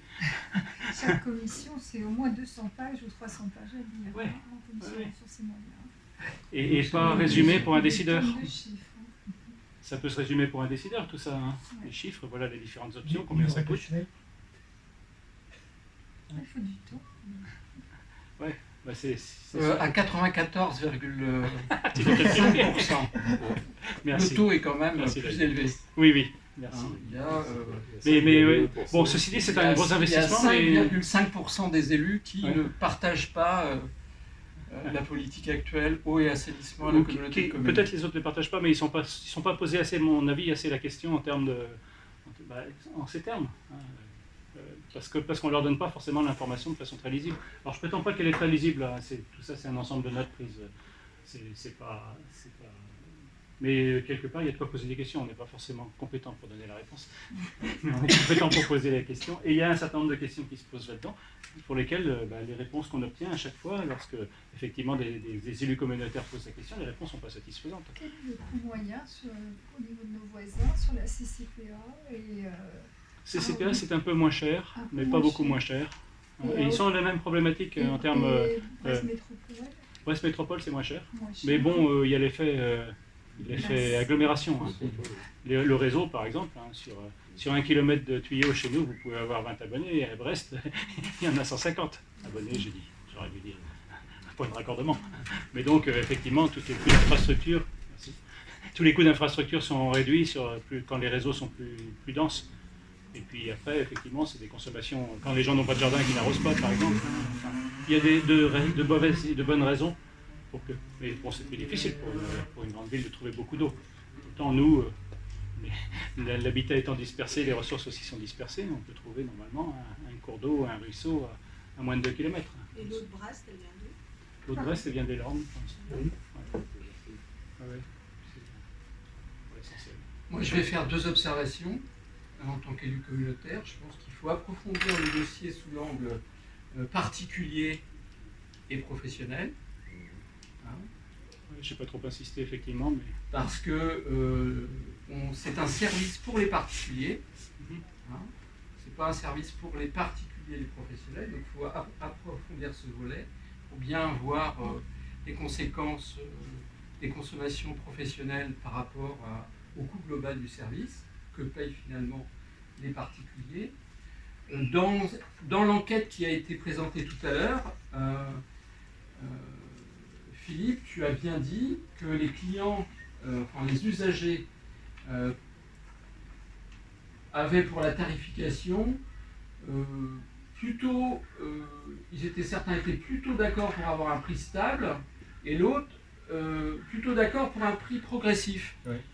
L'évidence, c'est que personne ne souhaite les tarifs dégressifs. Actuels, oui. Et c'est pourtant ce qu'on a. Donc voilà 2 sujets sur lesquels il faut se pencher. Et le premier, on peut répondre parce qu'il y a une confusion. Le premier, c'est, oui, mais on ne va pas faire 2 réseaux, un pour les professionnels et un pour les particuliers. Ouais. Mais la réponse, ça peut se faire avec le même réseau. Regardez le réseau électrique, vous avez plusieurs fournisseurs, mais c'est le même réseau. Parce qu'on compte le coût d'utilisation du réseau séparément. Donc en fait, les usagers professionnels peuvent très bien aller acheter de l'eau au syndicat des eaux des Vallons qui d'ailleurs, il est à eux, et dire, pour l'instant, effectivement, ils se payent 2 fois. Donc, mais ils facturent, ils ont un contrat particulier avec des tarifications qui n'ont rien à voir avec ça. Et puis ensuite, ils payent effectivement à la CCPI en utilisant ces tuyaux, une redevance d'utilisation des tuyaux, en disant, écoutez, votre eau, vous en prenez 10 000 m3 qui ont fait tant de kilomètres, et ben voilà, c'est tant de kilomètres. Ça fonctionne comme ça dans tous les autres. Évidemment, on ne peut pas faire 50 réseaux parce qu'il y a 50 fournisseurs, ou 50 types de consommateurs. Mais en revanche, on utilise le réseau avec des modalités différentes. Et ce qu'on dit, c'est le périmètre du service, pas le périmètre du réseau. Le périmètre du service, c'est celui du service domestique. L'argument qui va être opposé, c'est qu'une intercommunalité est aussi là pour développer son dynamisme économique. Qu'elle le paye avec les impôts. C'est un service. Le développement économique. La réponse est toute simple. Voilà, et c'est un choix. Ça peut être un choix aussi. Non, ce choix n'est pas possible. C'est un service public équilibré. C'est un budget annexe. C'est la modalité de financement, on n'est pas sur une politique économique. Oui, mais... Non, ça ne tient pas debout, ça. Mais non, moi, je pense qu'aujourd'hui, c'est ce que croient peut-être les élus, mais non, pas du tout. Et on ne peut pas payer les routes avec ça. On le fait aussi d'ailleurs. Accessoirement, on fait un tuyau et puis on refait la route dessus. Il y avait un petit chemin avant, on fait une route de 6 mètres. Mais théoriquement, on ne peut pas. C'est fait pour l'eau, point. Effectivement. Si on passe un tuyau sous une route et qu'il faut refaire la route, il est logique que ce soit le service de l'assainissement qui paye. Mais si c'est pour refaire une route à côté où il n'y avait pas besoin d'eau, ce n'est pas le service qui paye. Ici, à la CCPI, les mélanges, c'est pas étonnant que le budget soit si gros. Il paye plein de choses qu'il n'a pas à payer. En particulier, cette solidarité entre guillemets avec les agriculteurs. Si la CCPI veut le mettre, et si elle pense que ça rentre dans ses missions, elle ne peut pas. Elle le paye avec le budget général. Professionnels. Comment ? Les agriculteurs font partie des professionnels. Oui, c'est des professionnels. Non, alors il y a des professionnels. Les agriculteurs ont à la fois un usage domestique, c'est pas en termes de mais c'est pas en termes de professionnel. Moi, j'ai pas utilisé professionnel parce qu'en fait, par exemple, les hôteliers, l'hôtellerie, en fait, c'est des usages domestiques. Sauf qu'au lieu de les faire chez soi, on les fait chez les autres. C'est les mêmes types de besoins qu'on a dans l'hôtellerie ou bien dans un EHPAD, par exemple. Un EHPAD peut consommer 2000 m3, mais c'est parce qu'il y a 40-50 personnes dedans. Donc, et c'est des usages domestiques. Donc, c'est pas la question, et c'est professionnel. Donc, la question, c'est surtout les usages domestiques ou pas domestiques. Et c'est ça qu'il faut regarder. Et le périmètre, il est défini en termes de vos usages sont-ils domestiques. Alors, la loi ne dit pas grand-chose. Elle dit simplement si c'est moins de 1000 m3, c'est réputé domestique. C'est tout ce que j'ai pu trouver sur le sujet. Mais un jour, il va falloir crever cet abcès, parce qu'en Bretagne, en particulier, on a une bonne partie de l'eau dite potable qui est consommée, et elle n'est pas consommée n'importe quand. Elle est consommée quand il n'y a plus d'eau dans les forages, c'est-à-dire l'été. Et donc, du coup, elle est consommée quand l'eau est la plus chère à produire. C'est quand même un peu bizarre. On est quand même dans une situation d'injustice. Injustice multiforme, ça va d'inéquité, multiples inéquités, jusqu'à l'illégalité, puisque là, cet usage professionnel, industriel de l'eau domestique, si tu veux, on est bien sur le terrain on est sur un terrain qui confine à l'illégalité, me semble-t-il. Oui. Qu'en disent les juristes ils ont une trouille bleue d'aborder le problème. Pour être clair. On a posé la question à la Cour des comptes, pour rire, en lui donnant cet exemple de la CCPI, puisqu'on veut une belle analyse. La Cour des comptes a dit c'est pas de chance que vous me posiez la question maintenant. Je viens juste de passer à la CCPI, je ne vais pas y revenir avant 10 ans. Attendez. Ils avaient regardé les comptes, ils avaient dit c'est bien, on fait payer très cher, comme ça on va pouvoir faire des investissements. C'était ça l'avis de la Cour des comptes. Rien qu'en lisant notre courrier, il était clair pour eux qu'ils avaient loupé. Et ils ont répondu que c'était en gros, c'est une question compliquée et si on la soulève, en gros, on ne sait pas où on va. Enfin, c'est pas local, en gros. Parce que cette question se pose pratiquement toute la Bretagne Nord et une partie de la Bretagne Sud, mais toute la Bretagne Nord, toutes celles où globalement les sages et autres systèmes. C'est pas comme ça ailleurs en France. C'est vraiment spécifique il y a d'autres endroits, à la Bretagne, cette histoire de professionnels qui ont des... Non, il y a d'autres endroits, mais ça se voit beaucoup plus avec la lutte se passe pas comme ça.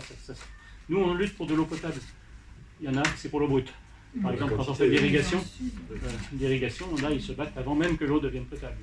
Au lieu de se battre lorsqu'elle est devenue potable. Je m'exprime mal.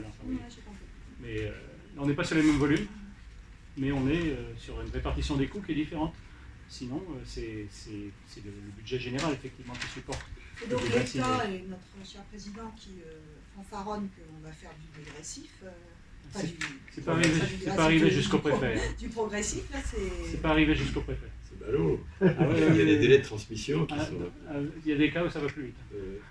Mais ça va arriver ou pas? C'est encore... C'est une bonne question. En tout cas, ça a été posé plusieurs fois directement à l'Assemblée de la CCPI. Hein. Je crois que ça a été posé deux fois. Oui. Moi, j'essaie de passer en conseil municipal en sachant que dans le cas d'une rénovation, mais ça passe quand même. Ça finira bien par percoler. Et si aux prochaines élections c'est un sujet, que la CCPI, qui est telle la CPI, sont des sujets, peut espérer qu'il y ait suffisamment d'élus qui aient compris qu'il y avait un problème et une volonté de le changer. Mais c'est comme ça que c'est la voie démocratique quelque part, parce que la voie juridique, manifestement, ils sont pas pressés. La première voie, c'est celle de l'information quand même. Hein. Les agriculteurs, ils ont du pouvoir quand même. La façon dont ils ont géré les crises. Mais je ne suis pas rentré trop dans le détail de ce qu'on paye. C'est encore mieux. Hein. Ça terrorise. Là, pour le coup, s'il faut aider les agriculteurs, qu'on les aide, mais qu'on les aide pour ce dont ils ont besoin et pas par le financement de l'eau qu'on consomme pour midi, quoi. Je ne suis pas trop rentré dans la partie financière, mais la partie financière est aussi merveilleuse. Hein. En particulier, par exemple, nous achetions jusqu'à l'année dernière ou l'année avant une partie de notre eau à Haut-du-Ponant, directement, elle venait. Et puis l'autre partie au syndicat des eaux du Baléon. Maintenant, on achète tout au syndicat des eaux du Baléon, mais en fait, c'est toujours la même eau. Elle est achetée à Haut-du-Ponant, mais elle est facturée au syndicat des eaux du Baléon qui se prend son pourcentage. Tout bêtement. Et le syndicat des eaux du Baléon, c'est quand même, globalement, vous n'avez qu'à regarder le conseil d'administration, enfin le bureau, c'est une représentation du secteur de l'élevage, et tout cet argent, on ne sait pas où il va. Si, moi je sais. Bon, globalement, on est taxé quand même de plusieurs côtés. Alors encore une fois, moi, si c'est démocratique et si c'est mis sur la table, ça me restera en travers de la gorge, mais ce sera à titre personnel, et là, en l'occurrence, c'est fait dans l'opacité, et pour moi, c'est pas la marque de la démocratie. D'autant qu'on est pris en otage. Bon, c'est petits otages, parce que quand même, effectivement, on joue sur 100, 200 euros sur 50 ans, ça commence à faire beaucoup, et puis il y a des gens pour qui ça fait beaucoup. Là, on parle des nitrates aussi, parce qu'on parle de l'eau potable, enfin, on a aussi tout le problème comme les algues vertes et tout ça. Il n'y a pas que l'eau. Ça, c'est quand elle se retrouve dans les... Oui, non, mais je veux dire, là, vous en aurez d'autres bientôt. De parler du prix de ces polluants sur l'eau qu'on boit, mais elle a un autre prix aussi sur la nature. Oui, il y a d'autres problèmes. Vous aurez un petit scoop, mais enfin, au mois de mai, normalement, Rivière de Bretagne va se lâcher un petit peu sur les eaux de baignade. Parce qu'on a étudié, en gros où étaient les plages les plus polluées et pourquoi elles étaient polluées. D'abord, on avait ici quand même quelques, j'allais dire guignols, c'est pas respectueux de gens qui disaient que c'était les oiseaux de mer qui polluaient sur les plages. Donc on a été regarder ça d'un petit peu plus près, on a fait une cartographie un peu détaillée. Les zones où les plages sont polluées chroniquement, c'est les zones en aval des bassins d'élevage. Et on a une centaine de plages en Bretagne sur 600 et quelques, une centaine de plages qui sont polluées chroniquement et où les gens vont se baigner parce qu'il y a un tout petit panneau qui leur dit attention, mais on a fait condamner, bon je ne rentre pas dans le détail, mais enfin on a fait condamner l'année dernière l'ARS parce que l'ARS trichait dans les classements, améliorait. Alors est-ce que c'était exprès ou pas? Les mauvaises langues comme moi pensent que c'était exprès, les autres pensent que c'était juste accidentel, mais qui faisait disparaître effectivement des pollutions, qui faisait qu'artificiellement des plages qui auraient dû être déconseillées, elles étaient... Allez-y. Donc tout ça, ça joue au plus sur la santé et quelque part c'est le paysage global. Mais là on était dans l'eau potable. Oui, enfin c'était juste pour mentionner qu'il n'y a pas que ça. Ah, il n'y a pas que ça. Je ne vais pas faire de militantisme. Sur le sujet de la quantité, tu dis il n'y a pas de problème sur la quantité. C'est vrai ça? On a de la ressource. Ah oui, il y a de la ressource. On peut sans problème... Les évolutions à moyen long terme sont... si on garde les consommations non contrôlées. Hein, donc là, par exemple, chaque élevage prélève entre 7 et 15 000 ou 20 000 mètres cubes par an. Il y a beaucoup d'élevages. Les gros c'est encore plus, les petits c'est moins. Et lorsqu'on rajoute tout ça, mais on est juste obligé de faire des évaluations parce qu'on sait qu'il y a un forage, mais on n'a aucun suivi. Et lorsqu'on demande à la préfecture, elle dit ah bah oui mais ils ne nous les ont pas transmises. Mais ils devraient vous les transmettre, oui mais ils sont autorisés pas les fournir parce qu'on ne les leur a pas demandé. Non, je vous assure, c'est la réponse de la préfecture, c'est des grands moments quand même. Bon. En tout cas, merci pour votre attention, merci pour les questions. Et puis, si vous pouvez donc maintenant faire monter un peu ces sujets, pourquoi il n'y avait pas forcément d'opinion là-dedans, c'était juste des faits. J'espère en tout cas Oui, ça aura été neutre. N'hésitez pas non plus à signaler le petit questionnaire qu'on a transmis, parce que pour l'instant, en fait, on aurait dû le faire il y a 3 ou 4 mois, c'est vrai, pour l'enrichir, mais si dans quelques mois, on peut avoir, je sais pas, 200, 300 avis, ce serait nettement mieux. Après, il y a des arguments qui sont, ouais, mais même comme ça, c'est pas très cher par rapport à l'eau en bouteille. D'accord, d'accord, mais enfin bon, on ne peut pas baisser tous les bras tout le temps. Les gens en ce moment, leur gros problème, c'est l'énergie. Le coût de l'énergie. Ça pourrait être la même chose. L'augmentation des factures. On pourrait faire un autre truc sur l'énergie.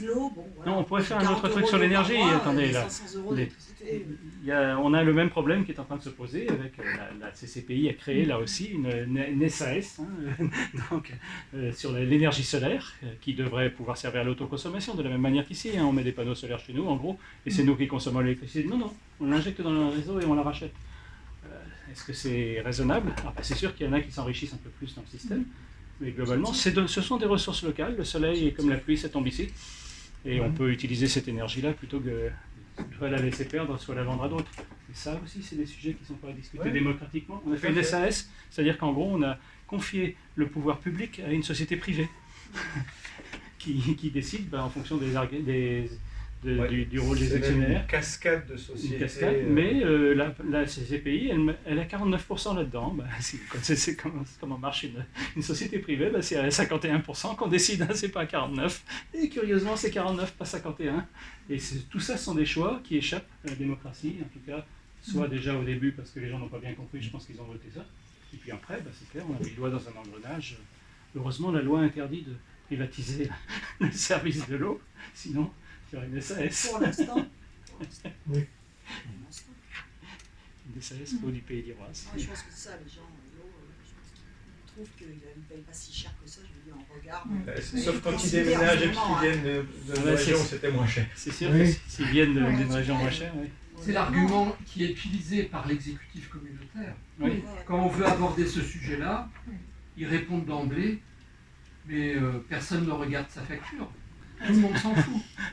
Ceux qui regardent, par contre, ils ont constaté entre 2023 et 2022 que leur consommation, que même si leur consommation avait baissé de 10%, le bas de facture avait augmenté de 15%. Donc effectivement, si chacun regardait un petit peu la quantité qu'il consomme, le prix unitaire de consommation, le montant total de sa facture et le divisait par le nombre de mètres cubes qui apparaît sur la facture, il constaterait effectivement une évolution du tarif inacceptable, 15% entre 2023 et 2022. Et puis c'est pas l'eau qu'on paye, c'est la consommation, c'est rien du tout le prix de la consommation dans la facture, on le voit bien. Donc c'est pour ça. Taxes et compagnie. Ça n'incite pas les gens à consommer moins en plus. Voilà, alors que c'est un besoin qu'on aurait, c'est l'autre sujet sur lequel on aurait pu venir, les mesures incitatives. J'ai juste évoqué l'utilisation de l'eau de pluie, mais il y a d'autres mesures d'incitation. Enfin, il y a des pays et des zones où on a des politiques beaucoup plus ambitieuses. Mais on dit qu'un maire n'a pas de pouvoir, mais je voyais dans le sud, dans les Pyrénées-Orientales, où c'est dramatique, il y a quand même maintenant des arrêtés qui commencent à sortir pour empêcher la construction de nouvelles piscines ou empêcher le remplissage des piscines été et tout. Oui. Donc, je veux dire, mais parce que ça, maire, il a quand même... Ça, c'est de l'urbanisme, ça. Il peut déjà ne pas... La ressource. Oui, non, mais je prends cet exemple, évidemment, ici, ce qui n'empêche pas les gens qui sont sur les piscines. La recherche de piscines clandestines. Oui, mais je l'ai fait, moi, pour vérifier. Avant que Google le fasse. En fait, je voulais voir à quoi correspondaient les courbes. Si vous vous rappelez la courbe, il y a une petite bosse aux environs de 300 mètres cubes. Et donc, je voulais voir où cette bosse se trouvait. Et ça se trouve là où il y a des piscines. Mais elle est une petite bosse. Et 300 mètres cubes, ça correspond effectivement à quelqu'un ayant une piscine de taille raisonnable qui le remplit 1 ou 2 fois par an. Bon, c'est pas forcément aberrant, à partir du moment où les gens acceptent de payer ce prix-là. Cette consommation, elle est peanuts par rapport à la consommation des professionnels. Mais on peut admettre qu'elle ne soit pas acceptable. Pour l'instant, je pense en Iroise, c'est un choix acceptable.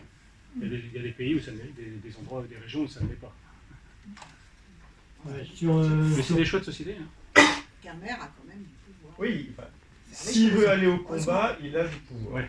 Ah bah oui, s'il ne veut pas aller au combat, s'il veut aller au combat à la CCPI...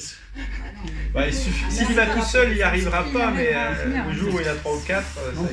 T'as pas fini. Il en faut une dizaine. Bon, une dizaine alors. Dans le cadre, sur Moulin, ça s'est passé, la rénovation du réseau d'eau, qui en décide au départ?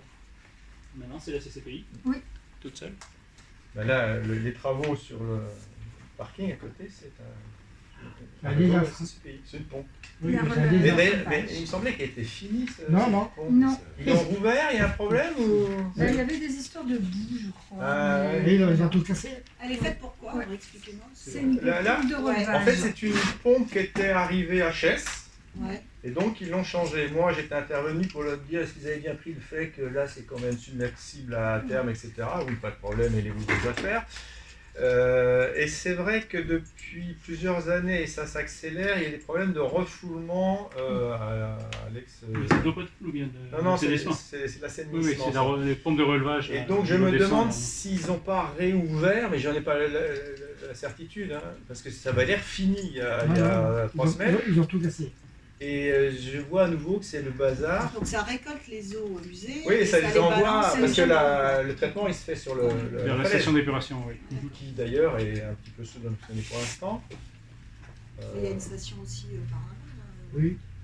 Bah, sur les falaises. C'est ça là, ouais, c'est là. c'est celle-là. D'accord. Qui traite aussi le D'accord. conquet. Vous montriez par là, alors je Et donc, il faut remonter la falaise. Parce que Il y a des cartographies de tout ça, hein. C'est assez bien fait. Autant c'est très difficile de savoir pour les épandages, mais l'assainissement, donc, c'est initialement, c'est là, c'est parce qu'elle était vieille, mais j'ai l'impression qu'il y a des problèmes. Ouais, ça a été réouvert. hein. Oui, ils ont tout cassé. Peut-être une question. Ben non, ils vont encore goûter en touche. C'est municipal. Alors quand même, j'évoquais, enfin, pour moi c'était une grande surprise, effectivement, j'aime bien taper sur la CCP, mais c'est la réalité, c'est que quand on leur a transféré les réseaux, ils sont venus sans les plans. Ils sont en train de chercher les tuyaux, enfin, c'est quand même invraisemblable. Et Parce qui que a ces plans? bah, les syndicats intercommunaux les avaient, mais je pense qu'ils ont fait la gueule. Ils ont brûlé. Oui, c'est un grand classique. Hein. Donc quand le personnel a été repris par la CCPI, eh bien, ça s'est bien passé. Et quand le personnel n'a pas été repris, ben, ils sont partis avec les machins. Sachant que globalement, comme il s'agissait de mutualiser, il y avait moins de personnel après qu'avant.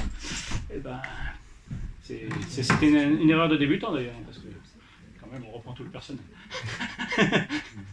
C'est la base. Mais parfois on en reprend un peu plus d'ailleurs. Donc ils sont en train de reconstituer le réseau et le mettre dans un système d'information géographique pour effectivement pouvoir intervenir. Donc il y a des cas où ça se passe pas bien, mais c'est pas forcément la faute de ceux qui sont. Mais elle est toujours contaminée. À la claire fontaine, c'était beau. Mais ici, c'est un joyeux chaos. L'eau ressemble à un jus de chaussette. Ça ne ressemble pas à de l'eau claire et nette. Le gouvernement joue les comédiens. Ils disent que c'est une histoire ancienne. Mais on se douche dans l'eau croupie et on boit un poison à longue vie. Oh, oh, oh,